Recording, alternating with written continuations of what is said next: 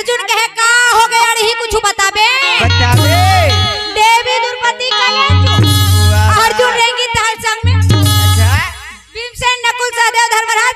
जम्मू जन्म निकल गए ये कन्हैया वो हमार मन से नहीं आए ना था वो एकदम पटकते है बैठे हैं वो हमार मन से नहीं आए थे कुछ भी कर ले तोला जाए ला पर ही और जाके संग में भात लखाए ला पर ही वो हमार मन से नहीं माने। अच्छा जब तक देवी द्रौपदी नहीं आई तब तक के बड़ा भाई है भाई दोनों भाई बहनी के चक्कर में हमन कसरम जावत अब ये मन एक हो जी अब हम तितिर बितिर हो जाओ भगवान का निया गोट ला सुने ना। अच्छा तब भीमसेन के ये के लिए एक बार मैं जाके देखे ते मत जाबे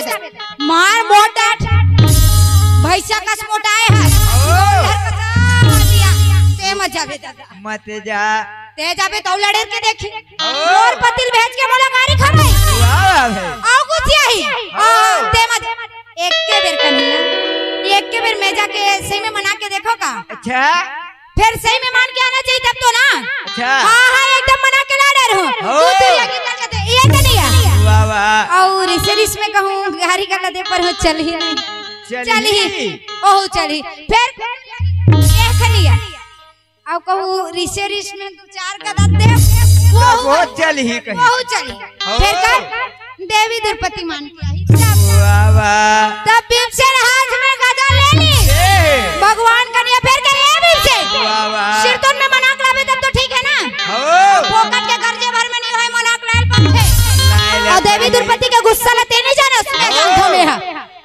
भगवान कन्हैया कहे दैस न जाए मेरा टोके मत करे कर भाई कत का मन लगा के सुर लगा के जाते हैं बस बीच में रोक देते हैं बीच में टोक ये कन्हैया मोला जावन देना गा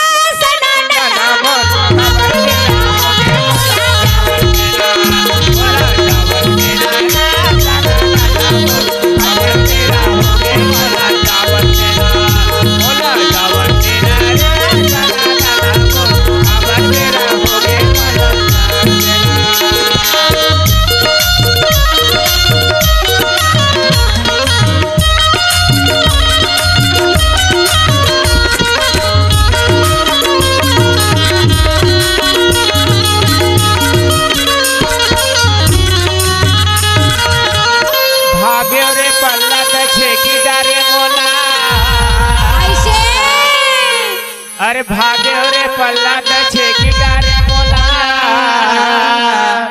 गोटा के भोरहामा गोटी मारे मोला जावन देना रे सना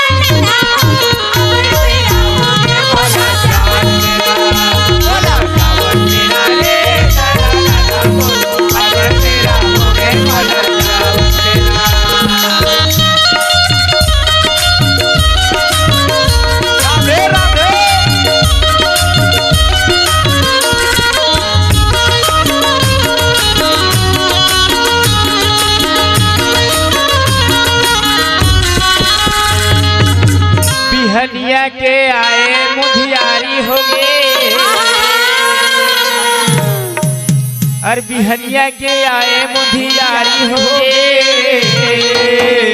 गाय गरुआ के आगे राजा मुधियारी हो गए मोला जावन देना रे कावर मेरा मोला कावर मेरा रे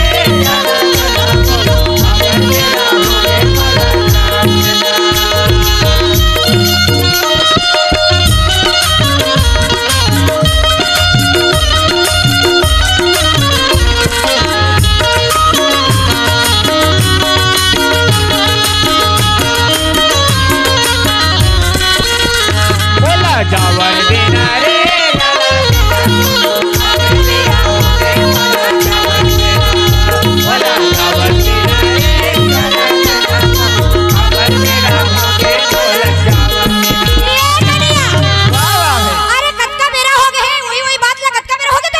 बोला अरे मोर पर तोला विश्वास नहीं है का नहीं है मैं अभी जाऊं अभी एक के बेर में मना के नहीं आया वाह वाह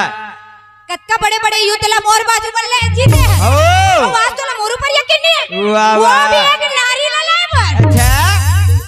मोहर बाजूवन में कटका बोले तेल मैं जानते हो भैया मैं जानी हां अरे देवी द्रौपदी तो का अच्छा आज कटको रथ घोड़ा सैनिक के बड़े-बड़े राक्षस लहके में मिले हैं देवी द्रौपदी का आएगा वाह वाह अरे हाथ में गदा ले ली अब हाथ में गदा लेके सिंह के समान गर्जना करके अच्छा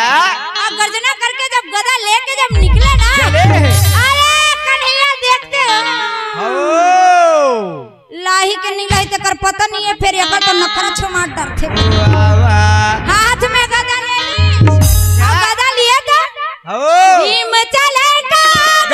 भीम चलेगा भीम चलेगा भीम चलेगा अपन गदा लहरे भीम चलेगा अपन गदा लहरे भीम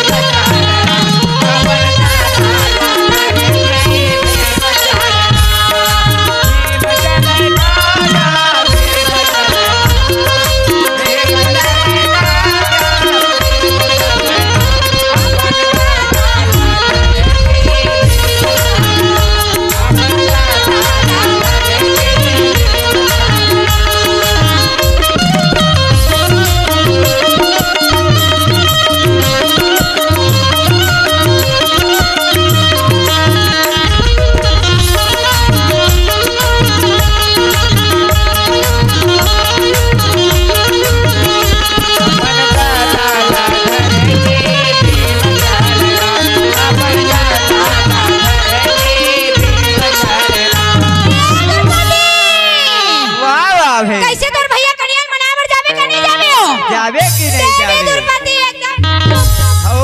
आज का हो गए कुछ बोलबे अड़ी काबर काले चुप बैठ गए हंसे हम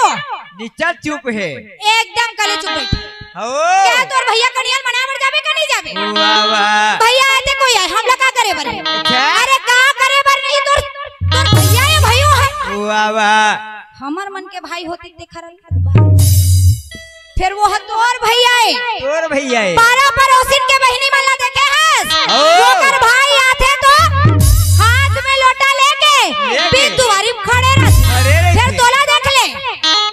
कैसन तोर मैया अपन भैया लाइबर नहीं जावता वाह वाह मैं नहीं जाऊं सुभद्रा अरे सुभद्रा ने बुलाए तोला बुलाए तोला बुलाए है बोकर बोकर का देखा था अरे आरती से जा फूल धारा नंगाला बजाओ चलो कर लाइबर जाना है वाह वाह मैं नहीं जाऊं नहीं जाओ तो काबर नहीं जास कुछ बतावे हकीकत बात ला तोला बताओ भी हमसे अच्छा नारद मुनि बताए मोला सच सच बात ला मैं कहत रहा ना हां मोर कन्हैया मोर गिरधारी मोर मुरारी बेकार है वो बिलवा कन्हैया एक के जाने के मुठिया और वो भी लड़ाई कत को भी नहीं याद रखी चक्र सुदर्शन यही कारण का वो कन्हैया एक के जाने के ले आवत है अरे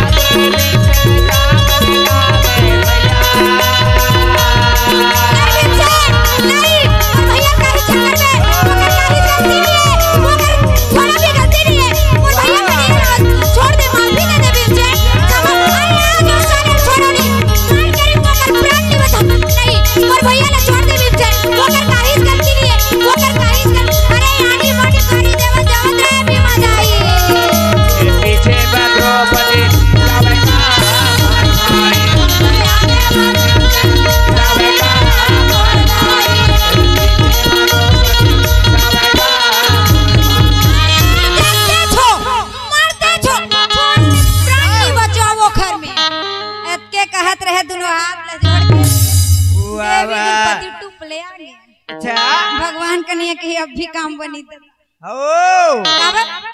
जब तक ले देवी द्रौपदी कहूँ रिसाई रहती तब तक ले ये मेला टरतो नहीं में हाँ देवी द्रौपदी ले कहे जय हो देवी जय हो क्या कहते हाँ जय हो वे देवी तोरी जय हो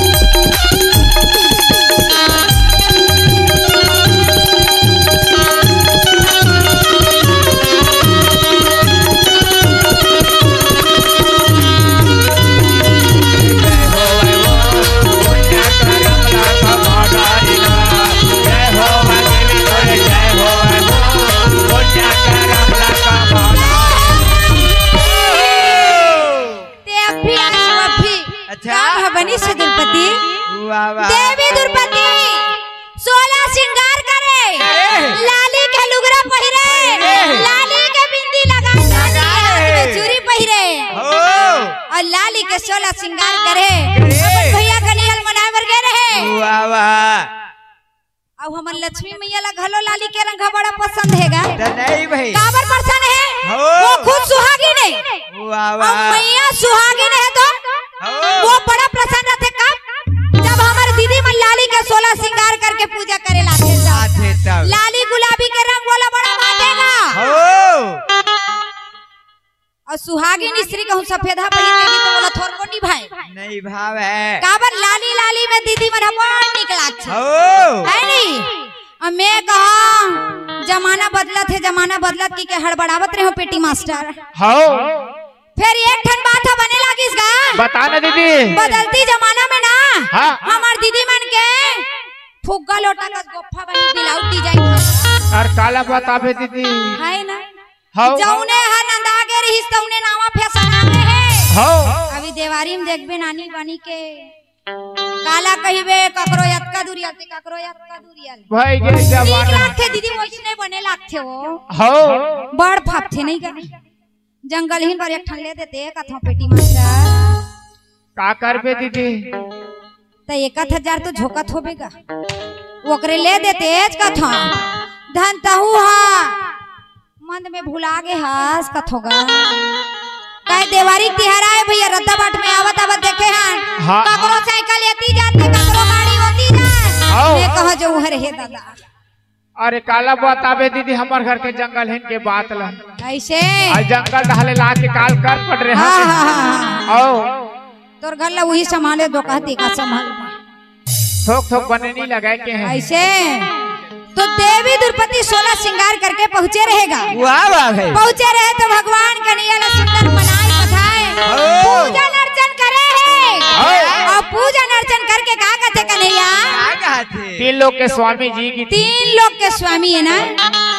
ऐसे ले ना बता डर कैसे लोग के स्वामी है तेला सही हैगा है नहीं।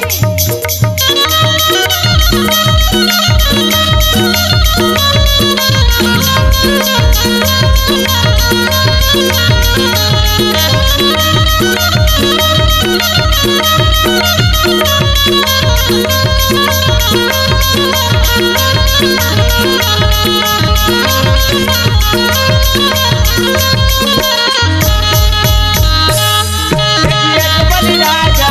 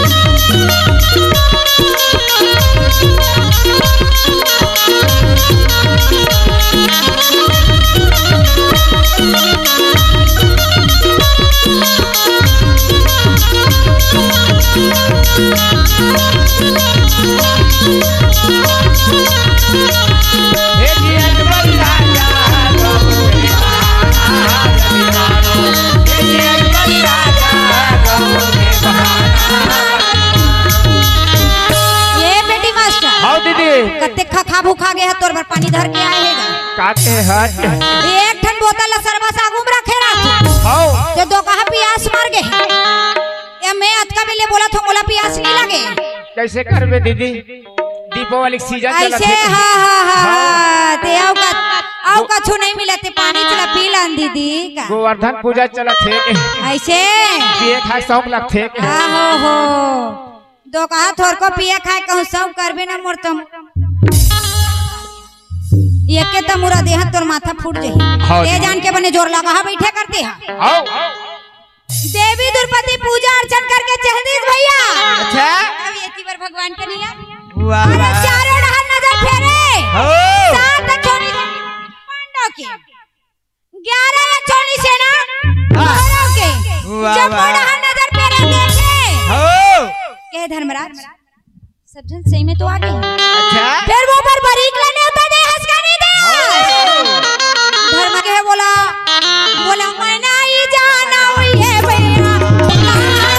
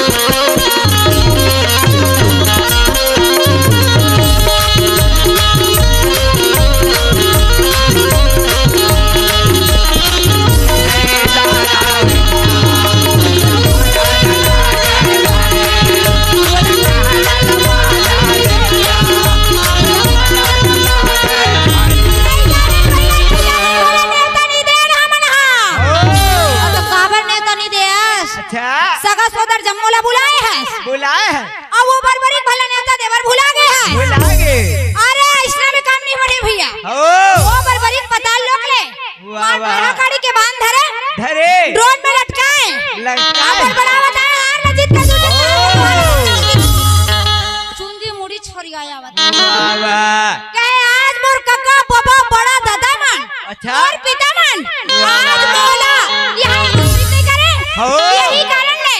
आज मैं कर्ज लड़का नहीं बचा अच्छा भगवान के निया के गड़बड़ है ब्राह्मण के वेश धारण कर लीस गले में गटर माला पहिर लीस और गटर माला पहिर के गा वो तो गटर माला घुमा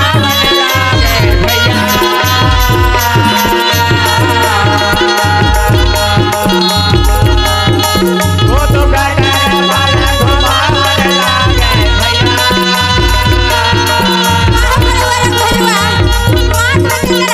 अरे ब्राह्मण के वेश धारण करे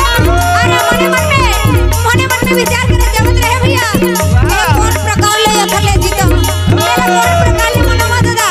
यही मने मन में विचार करे जगत रहे रागी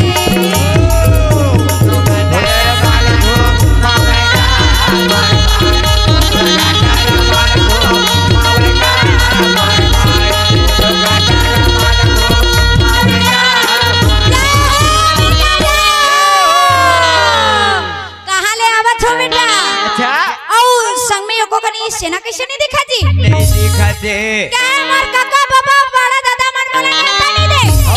ई कारण है अकेला बड़ा गाड़ी के बांध के बात है अतः अकेला लंडर में हां मैं लंडर तो आपकी शक्ति है कैसे देख सकते हैं हम शक्ति देखना है बल है कि नहीं ताकत है कि नहीं देखना है अच्छा अरे निकाले बड़ा गाड़ी के बांध मंत्र बहन करके भगवान को सुमरन करके सुमरन करके जब बाण चलाए तो चलाए है ये तो सारा रा ये भैया ये तो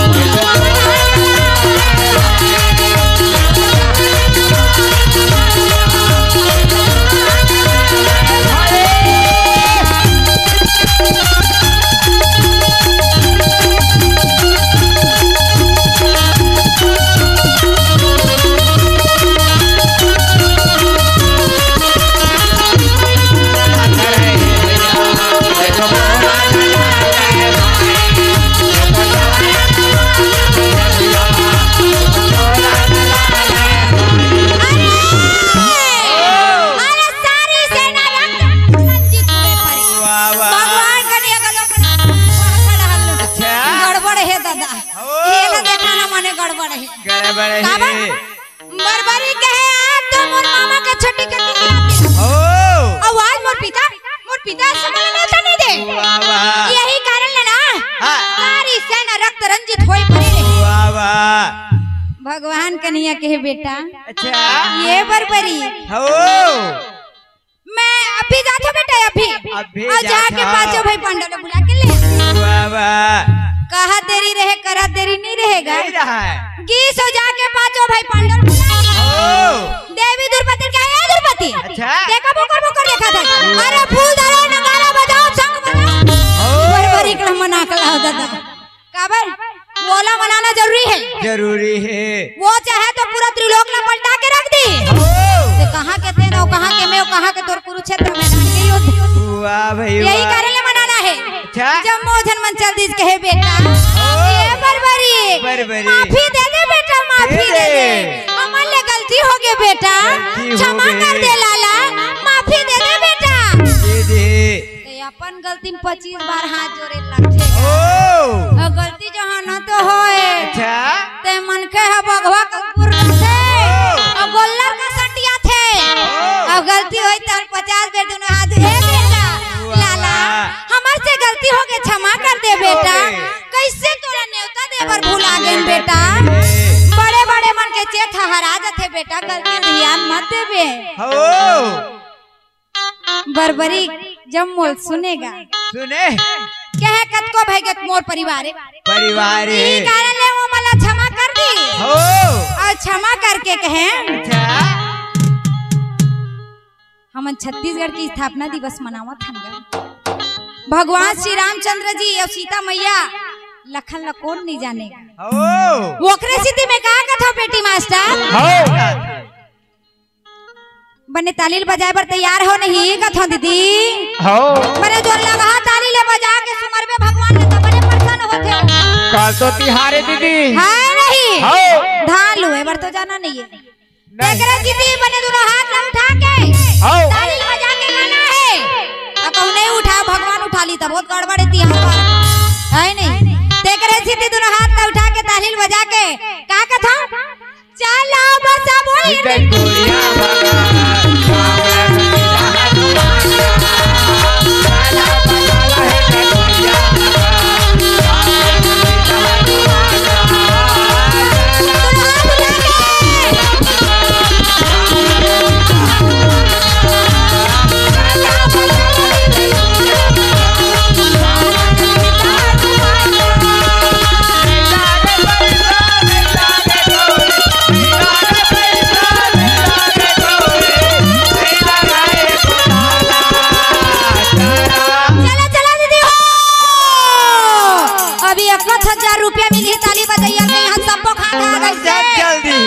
काला बतावे ऊपर डहार